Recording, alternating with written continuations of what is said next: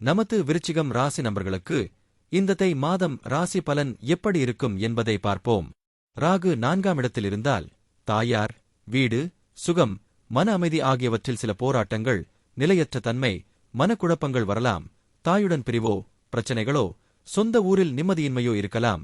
அதே சமயம் தாய், வீடு, சொத்துக்களில் அதிக ஈடுபாடு, எதிர்பாராத வகையில் பொருள் சேர்க்கை, விசேஷ யோகங்கள், சில சமயங்களில் தாயின் வழிகாட்டுதல், முன்னேற்றம் போன்ற பலன்களும் உண்டு.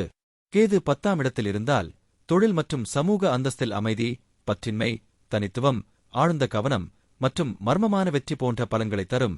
சில நேரங்களில் மன அழுத்தத்தையும் தொழில் மாற்றங்களையும் தரலாம். ஆனால் சாதகமாக இருந்தால் உச்சம் நல்ல வீட்டில் இருந்தால் அமைதியாகச் சாதிக்கும். கர்மாவின் மூலம் உயர்ந்த நிலையை அடைய உதவும். இதற்கு கணபதி வழிபாடு மற்றும் தியானம் சிறந்த பரிகாரங்கள். 5ஆம் வீட்டில் சனி இருந்தால் பொதுவாக குழந்தை பாக்கியம் தாமதமாகும் அல்லது சில சவால்கள் இருக்கும். ஆனால் சனி பலமாக இருந்தால் நல்லது பலன்கள். தாமதமானது ஆனால் உறுதியான வெற்றி, காதல், கல்வி போன்றவற்றில் நிதானம் மற்றும் கர்மாவின் தாக்கத்தால் பொறுப்புகளை கற்றுக்கொள்ளுதல் போன்ற பலன்களை கொடுக்கும். வியாழன் 8ஆம் வீட்டில் இருப்பது மறைமுக விஷயங்கள், திடீர் பணவரவு, நீண்ட ஆயுள், வாழ்க்கையில் பெரிய மாற்றம் போன்றவற்றை குறிக்கும்.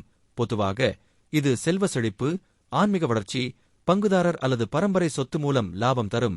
ஆனால் சில நேரங்களில் எதிர்பாராத சவால்கள், உடல்நலம் பிரச்சினைகள், கடன் சுமை போன்ற எதிர்மறை பலன்களையும் தரலாம்.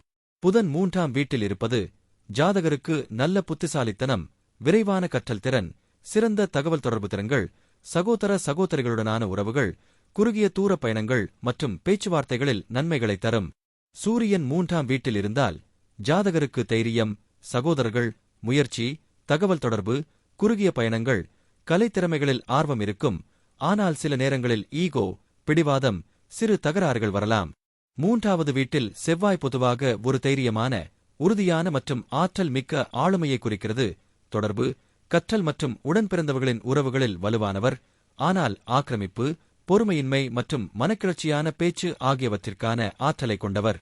சுக்கிரன் 3ஆம் வீட்டில் இருப்பது பேச்சிலும் எழுத்திலும் கவர்ச்சி, கலைத்திறமை, இலக்கிய ஆர்வம், சகோதரர்களிடம் அன்பு, குறுகிய பயணங்கள் மற்றும் சொகுசு பொருட்கள் மீது ஈர்ப்பு போன்ற பலன்களை தரும்.